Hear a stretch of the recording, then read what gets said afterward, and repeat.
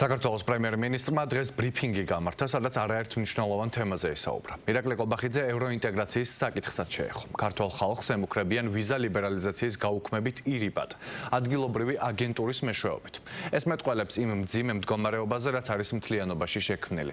ერთი მხრივ ევროპულ ბიუროკრატიაში, მეორე მხრივ ადგილობრივ აგენტურაში, განაცხადა საქართველოს პრემიერ-მინისტრმა. როგორც მთავრობის მეთაურმა აღნიშნა, ქართული საზოგადოება საკმარისად გათვით ცნობიერდა იმ პროცესებში, რაც დღეს წარმოებს ქვეყნის გარშემო და შანტაჟი ვერ გაჭრის. ეს არის შანტაჟის მცდელობა, თუმცა იმდენად გაუფასურდა ყველა ეს მცდელობა მთელი ამ წლების განმავლობაში, იმდენად დაკარგა ფასი ასეთ მოქმედებებმა, რომ ხედავთ ხალხი საერთოდ აღარ რეაგირებს ამ ყველაფერზე. მანამდე ხალხს ჰქონდა განსხვავებული რეაქცია, უფრო მძაფრი რეაქცია შანტაჟის მცდელობებზე. ახლა საზოგადოება აღარ რეაგირებს, იმდენად გაუფასურდა ასეთი მცდელობები ქართული საზოგადოების გადმოსახედიდან.